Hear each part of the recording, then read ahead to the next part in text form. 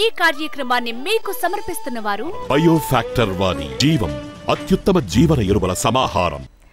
నమస్తే. బయోఫ్యాక్టర్ సమర్పించు నేలతల్లి కార్యక్రమానికి స్వాగతం. సీజన్లను బట్టి వాతావరణంలో మార్పులు వచ్చినట్లే జీవాల్లోనూ కూడా పరిస్థితులు మారుతూ ఉంటాయి. అందులో ముఖ్యంగా పాడి రైతులు తమకు జీవనాధారమైన పశువులపై ఏ మాత్రం అశ్రద్ధ వహించినా నష్టాలను చవిచూడాల్సి వస్తుంది. ఈ నేపథ్యంలో పశు పోషణలో వాతావరణ పరిస్థితులకు తగ్గట్లు వాటి పెంపకాన్ని ఏ విధంగా చేపట్టాలి, నాణ్యమైన పాలు, మాంసం దిగుబడిని సాధించేందుకు ఎలాంటి జాగ్రత్తలు తీసుకోవాలి, యాజమాన్య పద్ధతులు ఏ విధంగా చేపట్టాలి అనే అంశాలపై మనతో మాట్లాడడానికి పివి నరసింహారావు పశు వైద్య విశ్వవిద్యాలయ ప్రొఫెసర్ డాక్టర్ మేకల లక్ష్మణ్ గారు స్టూడియోలో లైవ్లో సిద్ధంగా ఉన్నారు. మీకు ఎలాంటి డౌట్స్ ఉన్నా కూడా స్క్రీన్ మీద కనిపిస్తున్న నెంబర్స్కి కాల్ చేసి మీరు డాక్టర్ లక్ష్మణ్ గారితో మాట్లాడి నివృత్తి చేసుకోవచ్చు. నమస్తే లక్ష్మణ్ గారు.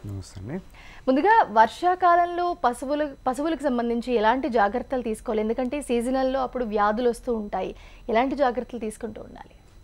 వర్షాకాలంలో చాలా రకాల వ్యాధులు సోకే ప్రబలే అవకాశం ఉంటుందండి.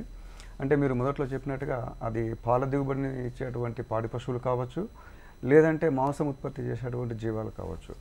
ఒక్కసారి మనకి వర్షాలు స్టార్ట్ అయిన తర్వాత మనుషుల్లో వచ్చినటువంటి రోగాల విధంగానే పశువులలో కూడా చాలా వచ్చే అవకాశం ఉన్నది. అంటే ఇందులో ప్రధానంగా చెప్పుకోవాల్సింది ఏంటంటే బ్యాక్టీరియా వలన వచ్చే రకరకాల వ్యాధులు ఉంటాయి. అలాగే వైరస్ వలన వచ్చేటువంటి వ్యాధులు ఉంటాయి.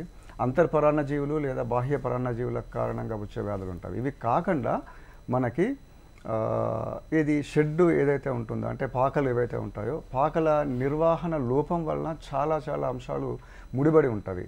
ఈ 3-4 కారణాల వల్ల రైతులు వాళ్ళకు కావాల్సినటువంటి పాల దిగుబడి కావచ్చు, లేకుంటే మాంసం ఉత్పత్తి విధానంలో, నాణ్యమైన మాంసం ఉత్పత్తి విధానంలో కావచ్చు, తేడాలు వచ్చే అవకాశాలు ఎక్కువగా ఉంటాయి. ప్రధానంగా వీటిలో చెప్పుకోవాలంటే పాడి పశువులలో వర్షాకాలం మొదలైంది అంటేనే వచ్చే వ్యాధులలో ముఖ్యంగా బ్యాక్టీరియల్ ఇన్ఫెక్షన్స్లో, అంటే ఇది మనకి సూక్ష్మజీవుల వలన వచ్చేటువంటి బ్లాక్ వాటర్ డిసీజ్ అంటాము, జబ్బవాపు, గుండెవాపు అంటూ అవకాశాలు ఎక్కువగా ఉన్నవి. ఇవి కాకుండా వైరల్ వలన వచ్చే, అంటే వైరస్ కారణంగా వచ్చే సూక్ష్మజీవుల కారణంగా వచ్చేటువంటి వ్యాధులలో ఫుట్ అండ్ మౌత్ డిసీజ్, గాలికుంటు వ్యాధి అని ఎక్కువగా అనుకుంటాము. ఇంకా జీవాల విషయంలోకి వచ్చేటప్పటికీ మనకి ఇది సూక్ష్మజీవుల కారణంగా, అంటే బ్యాక్టీరియా కారణంగా వచ్చేటువంటివి ముఖ్యంగా ఈటీ అనుకోవచ్చు, లేకుంటే మనకి ఇప్పుడు గొంతువాపు వ్యాధులు కూడా ఎక్కువగా వచ్చే అవకాశాలు ఎక్కువగా ఉన్నవి. ఇవి కాకుండా మనకి జీవాలలో మిగతా వైరస్ వల్ల కలిగేటువంటి వ్యాధులలో పీపీఆర్ వ్యాధి అని, తర్వాత మసూచి వ్యాధి అని వచ్చే అవకాశాలు ఎక్కువగా ఉన్నవి. ఇవే కాకుండా మనకి అంతర్పరాన్న జీవులు, బాహ్య పరాన్న జీవులు. నేను ముందుగా చెప్పినట్టుగా మనకి వర్షాకాలం స్టార్ట్ అయిందంటే, అంటే రైతులు వాళ్ళ దైనందిన కార్యక్రమాలు కావచ్చు, లేక వ్యవసాయ పనులలో బిజీగా ఉంటారు. ఉండి వాటి పాకల విషయంలో ముందుగానే తేరుకుంటారు. బహుశా కొంతమందికి అనుకూల వాతావరణ పరిస్థితులు లేకపోవచ్చు. అంటే వర్షాలు ఎక్కువ పడుతున్నాయి. ఇప్పుడు మీరు ముందుగా అన్నట్టుగానే వాతావరణంలో చాలా మార్పులు వస్తున్నవి. ఆ మార్పులు ఎలా ఉన్నాయంటే, మన సీజన్ ఇది రెయినీ సీజన్ కాబట్టి రెయిన్స్ వస్తాయి, వింటర్ సీజన్ కాబట్టి చలి ఎక్కువగా ఉంటుంది అన్నటువంటి సిచ్యువేషన్స్ లేవు. అంటే మనం చేసినటువంటి కారణాల కారణంగా వర్షాలు రకరకాల హెచ్చుతగ్గులలో చాలా వస్తున్నవి. సో పాకల విషయంలో రైతులు చాలా జాగ్రత్త వహించాల్సి ఉంటుంది. నాకు తెలిసి మన భారతదేశంలో రైతాంగం అంతా కూడా 60% మంది చిన్నకారు రైతులు. సో వాళ్ళు స్ట్రక్చర్ని, అంటే మనకి పాకల్ని ఒక శాస్త్రీయ పద్ధతిలో నిర్మించుకుంటారంటే అది క్వశ్చన్ మార్కే. శాస్త్రీయ పద్ధతిలో లేనప్పుడు వాళ్ళు చిన్న పాకలు వాళ్ళ కమతాల దగ్గర వేసుకొని ఉంటారు. సో వర్షాలు పడినప్పుడు ఎక్కువగా ఉరిచే అవకాశాలు ఉంటాయి. అది కాకుండా చెట్ల కింద కట్టేసుకున్నటువంటి రైతుల సంఖ్య ఎక్కువగా ఉంది మన దేశంలో చూస్తే. అవి జీవాలు కావచ్చు, లేదంటే పాడి పశువులు కావచ్చు. సో వీటిని మనము నివారించుకోవాలంటే ఆర్థిక స్తోమతతో ముడిపడి ఉన్నటువంటి, ఆర్థిక పరిస్థితితో ముడిపడి ఉన్నటువంటి అంశము. సో నేను ముందుగా చెప్పినట్టుగా ఈ వర్షాలు స్టార్ట్ అయిన తర్వాత మనకి పాకలు ఉరిచేటువంటి పరిస్థితులు ఎక్కువగా ఉన్నవి ఒకటి. రెండవది వాటి పెట్టేటువంటి దాన, అంటే అది పచ్చి దాన కావచ్చు, పచ్చిమేత కావచ్చు, ఎండుమేత కావచ్చు, లేదంటే మనకి సమతుల్య ఆహార దానా కావచ్చు. ఇవి తడిసిపోయే అవకాశాలు ఎక్కువగా ఉంటాయి. అంటే పాక కురిచే అటువంటి సందర్భాలు ఒకటి ఉన్నది. రెండవది వాటికి పెట్టేటువంటి దానా విషయం కావచ్చు, పచ్చిమేత కావచ్చు, ఎండుమేత కావచ్చు, తడిచిపోయే అవకాశాలు ఎక్కువగా ఉన్నవి. సో ఒక్కసారి మనకి నేల ఒక కంటామినేట్ అయితే, అంటే వర్షాలతో ఎక్కువగా ఉన్నట్టుగా ఉంటే, మన మనుషులలో చూస్తుంటాం ఏంటి గ్యాస్ట్రోఎంటరైటిస్ అని. అంటే చాలామంది వర్షాలు పడిన తర్వాత వామిటింగ్స్ కానీ లేకుంటే మనకి డైరియా కానీ ఇట్లాంటివి వచ్చి జ్వరాలు రావడం అనేది సాధారణంగా కనబడుతుంది. ఇలాంటి విషయాలు ఇలాంటి అంశాలే పశువులలో కూడా ఉంటుంది. అంటే ముఖ్యంగా యంగ్ అంటే జీవాలు చాలా చిన్నవి కిడ్స్ అంటాము, లేకుంటే ల్యాంబ్స్ అంటాము, కావ్స్ అంటాము. సో ఇవి ఎక్కువగా వ్యాధుల బారిన పడే అవకాశం ఉన్నది. సో ఒక వ్యాధుల విషయానికి వచ్చేటప్పటికి రైతులు లేక పశు వైద్య సంస్థలు కావచ్చు, లేకుంటే ఆయా డిపార్ట్మెంట్స్ కావచ్చు, ముందుగానే తేరుకొని ఏప్రిల్ మే నుంచే రైతుల్ని మనకి వేకప్ చేస్తారు. అంటే తేరుకొని వాటికి పరాన్నజీవులకు సంబంధించినటువంటి నట్టల నివారణ కోసం మందులు తాగించడం, ఆ తర్వాత ఒక 20-25 రోజుల తర్వాత రకరకాల వ్యాక్సిన్స్ ఇస్తారు. అంటే నేను ఇప్పుడు ముందుగా చెప్పినటువంటి ఇది జబ్బవాపు కావచ్చు, గొంతువాపు కావచ్చు, కంబైన్డ్గా వ్యాక్సిన్స్ పాడి పశువులలో రైతులు ఇది పనులకు కట్టుకున్నటువంటి పశువులలో ఇచ్చే అవకాశాలు ఎక్కువగానే ఇస్తూనే ఉన్నారు. అలానే జీవాలలో పీపీఆర్ వ్యాధి, చిటుకు వ్యాధి ఈ రెండింటికి కూడా వ్యాక్సినేషన్స్ లేక టీకా మందులు అందుబాటులో ఉన్నవి. ఇవి ఇచ్చినప్పటికీ మీరు ముందుగా ఇంట్రొడక్షన్లో చెప్పినట్టుగా వాతావరణంలో వస్తున్నటువంటి మార్పుల కారణంగా అవి పనిచేసే అవకాశం ఉండొచ్చు, పనిచేసే అవకాశం లేకపోవచ్చు. కారణాలు ఏంటి అంటే అంతర్పరాన్న జీవులు కానీ బాహ్య పరాన్న జీవులు కానీ ఈ మేనేజ్మెంట్కి సంబంధించినటువంటి అంశాలతో ముడిపడి ఉంది కాబట్టి అవి నివారణ చేయకుండా ఏ వ్యాక్సిన్ ఇచ్చినా మనకి 90% ఏ వ్యాక్సిన్ అయినా కానీ మనుషులలో ఉన్నట్టుగానే మనకు 90-95% మ్యాక్సిమంగా ప్రొటెక్షన్ ఉంటుంది.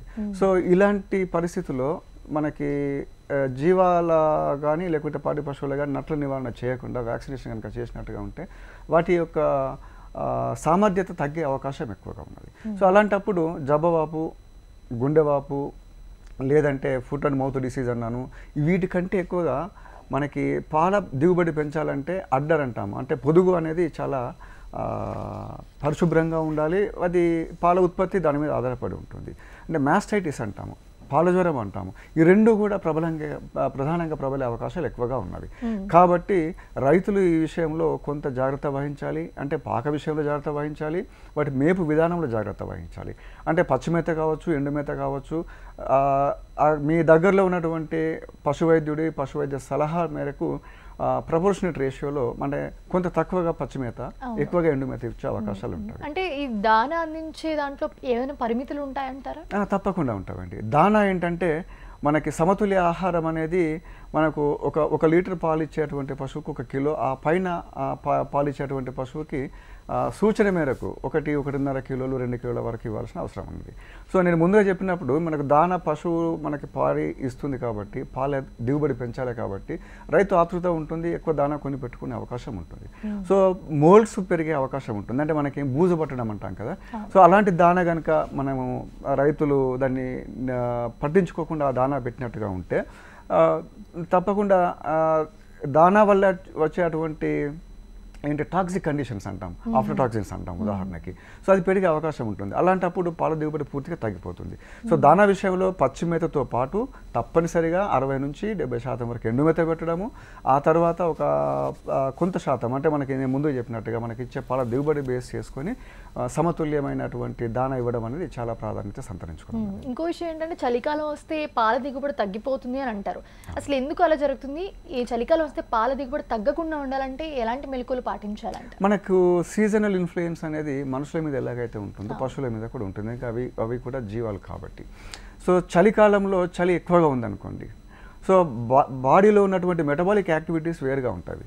అంటే మనకి మెటబాలిక్ ఎనర్జీ ఏదైతే ప్రొడ్యూస్ అవుతుందో మనం ఇచ్చేటువంటి దానా ఏదైతే ఉంటుందో పచ్చిమేత, ఎండుమేత దానా, అది సరిగ్గా జీర్ణమై శరీరంలోకి తీసుకున్నట్టుగా ఉంటేనే మనకు ఉత్పత్తి అనేది ఉంటుంది. అది పాల ఉత్పత్తి కావచ్చు, ఇక మాంసం ఉత్పత్తి కావచ్చు. సో వీటికి అంటే ఈ ఉత్పత్తి విధానాలకి మేనేజ్మెంట్ ఆస్పెక్ట్ చాలా ఈ సమతుల్యతతో ఉన్నటువంటి అవసరం. అంటే మనం పాడి పశువుల్ని ఒక 5 లీటర్ల నుంచి 10 లీటర్ల పాలు ఇచ్చేటువంటి పాడి పశువుని బయట దానికి ఏమాత్రం షెడ్ లేకుండా, నీడ లేకుండా బయట కట్టేసామనుకోండి, సో వాతావరణంలో మార్పు, అప్పటి వరకు వర్షాలు పడినవి, ఆ వర్షాల నుంచి సడన్గా షిఫ్ట్ అయింది. సో సడన్గా మనకి చలి ఎక్కువైంది అనుకోండి, అంటే బాడీ అడాప్ట్ కావాలా. మనుషుల బాడీ ఎలాగైతే వాతావరణ మార్పులకి అడాప్ట్ కావాలో పశువులలో పాడి పశువులు కావచ్చు, లేకుంటే మాంసం ఉత్పత్తి చేసేటువంటి పశువులు కావచ్చు, వాటి అడాప్టబిలిటీ అనేది చాలా ఇంపార్టెంట్. ఆ చేంజ్ ఎవరు ఏదైతే ఉన్నదో రైతు దాన్ని పరిగణించుకొని ఎక్కువ చలి లేకుండా, అంటే మంచి పాక వేసుకోవాలి, చలి ఎట్లయితే వీస్తున్నదో వాటిని చలి నుంచి ప్రొటెక్షన్ ఇస్తూ సమతుల్య ఆహారం కనుక ఇస్తూ ఎండు మేత పచ్చి మేతతో పాటుగా వ్యాక్సిన్స్ కనుక తీసుకున్నట్టుగా ఉంటే మనకి ఉత్పత్తి పెరిగే అవకాశాలు ఉంటాయి. ఈ వ్యవసాయ వ్యర్థ పదార్థాలు అయితే ఏవైతే ఉన్నాయో లక్ష్మణ్ గారు, ఇవి పశువులకి మేతగా వాడొచ్చా? వాడొచ్చండి. అది ఇప్పుడు శాస్త్రీయ పద్ధతిలో చాలా దాని మీద పరిశోధనలు జరుగుతూనే ఉన్నవి. అంతకంటే ఎక్కువ రైతుకు తనకు తెలుసు. అంటే వ్యవసాయ వ్యర్థ పదార్థాలని ప్రాపర్గా యూజ్ చేసేటువంటి అనాదిగా వస్తుంది. అంటే మనకి ఎప్పుడైతే పశు పోషణను మొదలు పెట్టినామో సో మానవ మేధాశక్తి పెరుగుతున్న కొద్దీ ఆ వ్యర్థాలలో ఉన్నటువంటి పోషకాల విలువలు ఏంటి అనేది రీసెర్చ్ ద్వారా తెలుసుకోవడం జరిగింది. సో అలానే మనకు ప్రతి వ్యవసాయ ఆధారిత అంశాలు ఏవైతే ఉన్నాయో ఆ వ్యర్థాలన్నింటినీ కూడా ఎఫెక్టివ్గా మనకి దానా విషయంలో యూజ్ చేసుకోవడానికి అవకాశం ఎక్కువగా ఉన్నది. అయితే ఈ పశుగ్రాసం అనేది ఏదైతే ఉందో ఈ పోషకాలు ఏంటండి, అసలు ఈ పోషకాలు ఏంటి, దాని గురించి ఒకసారి. మనకేంటంటే పోషకాలు అంటే మనకి జబ్బు పడింది. ఫర్ ఉదాహరణకి మనం డాక్టర్ దగ్గరికి వెళ్తే మనకు రకరకాల టెస్టులు రాస్తారు, మనకు ఏది డెఫిషియన్సీ ఉందో చూస్తారు. సో అట్లనే మనకి పాడి ఉత్పత్తి కావచ్చు, లేకుంటే మాంస ఉత్పత్తి కావచ్చు, పోషకాలు అనేవి చాలా ఇంపార్టెంట్. అంటే వైటమిన్స్ ఇంపార్టెంట్, మినరల్స్ ఇంపార్టెంట్. అలాగే బాడీని మెయింటైన్ చేయడానికి కొన్ని రకాల ఎంజైమ్స్ క్రియేట్ చేయడానికి పోషకాల ద్వారా పోతాయి. అంటే పోషకాలు అంటే కాల్షియం ఉదాహరణకి, మెగ్నీషియం ఉదాహరణకి, లేదంటే ఐరన్ ఉదాహరణకి, వైటమిన్ ఏ కావచ్చు, వైటమిన్ డి కావచ్చు, వైటమిన్ ఈ కావచ్చు. ఇలాంటివి మనుషులకు ఎంతైతే అవసరం ఉంటుందో పశువులకు కూడా అంతే అవసరం ఉంటుంది. మోతాదులలో వ్యత్యాసం ఉన్నది. కానీ పశువులలో ముఖ్యంగా నెమరువేసి జంతువులలో బికాంప్లెక్స్ డిఫిషియన్సీ తక్కువగా వస్తుంది. మనం ఇచ్చేటువంటి ఎండుమేత పచ్చిమేతలో అవి సమృద్ధిగా ఉంటుంది. సో అవి ఒక్కసారి బాడీలోకి పోయిన తర్వాత అవి ప్రాపర్గా డైజెస్ట్ కావాలి. డైజెస్ట్ అయిన తర్వాతనే అబ్జార్బ్ అయితే అవి బాడీలోకి స్టోర్ అవుతాయి. బాడీలో వాటి సమతుల్యత అనేది మెయింటైన్ చేస్తాయి. అప్పుడే కానీ మనకు ప్రొడక్షన్ అనేది చాలా వచ్చే అవకాశం ఉంటుంది. అందుకనే రైతులు ఎక్స్పర్ట్ యొక్క సూచన మేరకు పచ్చిమేత కానీ ఎండుమేత కానీ సమతుల్య ఆహారం కానీ దానా కానీ ఇవ్వాల్సిన అవసరం ఉంటుంది. ఇంకో విషయం ఏంటంటే సైలేజీ గడ్డి వల్ల పశువుల మేతకు ఏ విధంగా ఉపయోగాలు ఉంటాయంటారు? సైలేజ్ గడ్డి అనేది కూడా నేను అనాదిగానే వస్తుందని మళ్ళీ చెప్తాను. ఇప్పుడున్నటువంటి రీసెర్చ్ యాక్టివిటీస్ అంటే మనకు ఏంటిది టైంతో పాటు రైతు కూడా పరిగెత్తాల్సిన పరిస్థితి ఉంది. మార్కెట్ విధానం మీద ఆధారపడి ఉంటుంది కాబట్టి. సో సైలేజ్ మేకింగ్ అనేది ఒక మంచి టెక్నిక్ అండి. అంటే మనకి ఏదైతే మీరు ఇంతకుముందు అడిగినటువంటి ప్రశ్న వ్యవసాయ ఇది ఉప ఉత్పత్తులు ఏవైతే ఉంటాయో, వ్యర్థాలు ఏవైతే ఉంటాయో, అంటే పచ్చి మేతని ఎండు మేతగా మార్చుకోవటం, వాటిలో పోషక విలువలు పోకుండా చూసుకొని, అంటే ఎండకు ఎండబెట్టి కాస్త మళ్ళీ వాటిలో మాయిశ్చర్ అంటాము, హ్యూమిడిటీ అంటాము, ఇవన్నింటినీ ప్రాపర్గా కనుక మెయింటైన్ చేసుకుంటా ఉన్నట్టుగా ఉంటే వాటిలో పోషక విలువలు అలాగే ఉండే అవకాశం ఉన్నది. ఇది కాకుండా యూరియాతో ఊరవేసిన గడ్డి అనేది ఒక టెక్నాలజీ ఉన్నది. సో ఇవి సైలేజ్ మేకింగ్ అనేది ఏంటంటే పచ్చిమేతని కోసిన తర్వాత లేకుంటే వ్యర్థాలు ఒకవేళ మనం ఉపయోగించుకున్న తర్వాత వాటిని సన్ రైస్కి అంటే మనకి ఎండబెట్టి ఆ తర్వాత పూర్తిగా ఎండిపోకుండా అందులో పోషక విలువలు పూర్తిగా ఏమంటారు వెళ్ళిపోకుండా ఉండేటట్టు చూసుకొని ఆ తర్వాత దాన్ని మాగబెట్టుకోవడం జరుగుతుంది. సో ఇలాంటి వాటికి పోషక విలువలు అలాగే ఉంటాయి కాబట్టి మనకు సీజన్ మారినప్పుడు ఎండాకాలంలో మనకు పచ్చిమేత దొరకదు, చాలా నీళ్ళు లేని పరిస్థితి చాలా మనం చూస్తూనే ఉన్నాం. సో అలాంటప్పుడు వీటన్నింటినీ కూడా చాపింగ్ అంటాం, అంటే చిన్న చిన్న ముక్కలుగా కట్ చేసుకొని వాటికి మిషన్స్ కూడా ఉన్నవి, రకరకాల టెక్నాలజీ పెరిగింది కాబట్టి. సో సైలేజ్ మేకింగ్ అయిన తర్వాత దాన్ని ప్రాపర్గా పూర్తిగా ఉపయోగించుకుంటే దానిలో ఉన్నటువంటి పోషక విలువలు ఏవైతే ఉన్నాయో అంటే కాల్షియము, మెగ్నీషియము, ఇతర వైటమిన్స్, మినరల్స్ ఏవైతే ఉంటాయో అవన్నీ అలాగే ఉంటాయి. అవి జీవాలకు అందించే అవకాశం ఎక్కువగా ఉంటాయి. సైలేజ్తో చాలా ఉపయోగాలు ఉన్నాయని చెప్పుకోవచ్చు అండి. ఇంకో విషయం ఏంటంటే పాలలో వెన్న శాతం పెరగాలంటే మనం పశువులకి వేసే మేతకి దీనికి ఏమైనా సంబంధం ఉందా? తప్పకుండా ఉంటుందండి. పాలలో వెన్న శాతం అంటే అది ఫ్యాట్కి సంబంధించినటువంటి అంశం. అంటే రకరకాల అంశాలు మనకి మిత్స్ ఉంటాయి. అది వేస్తే పాలల్లో వెన్న శాతం తగ్గుతుంది, అది కాబట్టి ఆ పచ్చిమేత పెట్టకూడదు, లేకుంటే మనకి ఏది పప్పు ధాన్యాలకు సంబంధించినటువంటి పులుసు బయటికి వచ్చిన తర్వాత అది పెడితే ఏమవుతుంది అనేది, అంటే వీటన్నింటికి ఉత్పత్తి మీద లింక్ అనేది ఉంటుంది. ఎలా ఉంటుంది అంటే మనకి పాలల్లో మనం వాటి కాంపోజిషన్ తీసుకుంటే వైటమిన్స్ ఉంటాయి, కాల్షియం ఉంటుంది, అది బ్లడ్లో ఉన్నటువంటి అంశాలు మొత్తంగా అడ్డరికి వెళ్ళిన తర్వాత ఫిల్టర్ అయ్యి పాల రూపంలో మనకి బయటకు వస్తుంది. సో ఇక్కడ మనకి ఫ్యాట్ కాన్సన్ట్రేషను పశువులలో అన్నిట్లలో ఒక రకంగా ఉండదండి. ఆవుల వెన్న శాతం తక్కువగా ఉంటుంది మనకి. అంటే తెలంగాణ పరిభాష చెప్పాలంటే బర్రెలలో వెన్న శాతం ఎక్కువగా ఉంటుంది. అంటే 4 నుంచి 5%, 6 నుంచి 7% ఉండే అవకాశం ఉన్నది. అంటే ఈ వెన్న శాతాన్ని మనము కరెక్ట్గా మెయింటైన్ చేయాలి అంటే మేనేజ్మెంట్ ప్రాక్టీసెస్ చాలా ఇంపార్టెంట్. దానికి తోడు సమృద్ధిగా మనకి ప్రపోర్షనేట్ రేషియోలో, అంటే పచ్చి మేతకి ఎంత ఇవ్వాలో ఎక్స్పర్ట్ చెప్పినట్టు, అంటే బాడీ వెయిట్ బట్టి దాని అందాదగా సో ఇంతనే పచ్చిమేత ఇవ్వాలి, ఒక 5 కిలోలు 10 కిలోల పచ్చిమేత ఇవ్వాలి, దానికి తోడుగా డబుల్గా ఒక 10 కిలోల ఎండుమేత ఇవ్వాలి. అలాగే ఒక 2-3 కిలోల నుంచి 4 కిలోల వరకు మనకి ఏది సమతుల్య ఆహారం ఇవ్వాలి, అంటే ఏది దానా ఇవ్వాలి. అలా ఇచ్చినట్టుగా ఉంటే తప్పకుండా దాని జెనెటిక్ పొటెన్షియల్ కూడా ఆధారపడి ఉంటుంది. వాటి బేస్ చేసుకొని మనకి ఫ్యాట్ శాతం అనేది ఆధారపడి ఉంటుంది. అయితే ఈ జీవాల పెంపకానికి వస్తే యాజమాన్య పద్ధతులు ఏ విధంగా పాటించాలంటారు? జీవాల పెంపకానికి వచ్చేటప్పుడు నేను ముందుగానే చెప్పాను, అంటే ముందుగా పాకలు, అంటే ఇప్పుడు పాడి కానీ లేకుంటే మాంస ఉత్పత్తికి సంబంధించిన అంశాలలో చాలామంది విద్య అభ్యసించినటువంటి చాలామంది ఔత్సాహికులు బయటకు వస్తున్నారు ఇండస్ట్రీలో. అది ఇండస్ట్రీగా మారలేదు. అంటే జీవాల పెంపకంలో మనకు ఇంటెన్సివ్ అండ్ సెమీ ఇంటెన్సివ్ లేకుంటే సాధారణ పద్ధతులు ఏవైతే ఉన్నాయి, అంటే కన్వెన్షనల్ మెథడ్స్ ఉన్నవి. ఈ 3-4 రకాల పద్ధతులలో సెమీ ఇంటెన్సివ్ ఫార్మింగ్ సిస్టమ్ అనేది ఇప్పుడు కొంత నానులోకి వచ్చింది. వాటికి పాకలు బాగా వేసుకుంటున్నారు. వాటి విషయంలో అంటే ఇది మేనేజ్మెంట్ విషయంలోకి వచ్చేటప్పటికి శ్రద్ధ బాగా తీసుకుంటున్నారు. అలాగే వాటి నట్టల నివారణ మందులు కావచ్చు, లేకుంటే మనకి ఇది జీవాలకు సంబంధించినటువంటి రకరకాల వ్యాధులు రాకుండా ఇచ్చేటువంటి వ్యాక్సినేషన్స్ కావచ్చు, దాదాపుగా చక్కగా పాటిస్తున్నటువంటి చూస్తున్నాం అక్కడక్కడ. కానీ గ్రామీణ ప్రాంతంలో ఉన్నటువంటి రైతాంగం ఎవరైతే జీవాలు పెంచుతున్నారో వాళ్ళు ఇంకా ట్రెడిషనల్ సిస్టంలోనే ఉన్నారు. కొంతవరకు మార్పు అనేది వచ్చింది, కానీ ఇంకా మార్పు రావాల్సిన అవసరం ఉన్నదండి.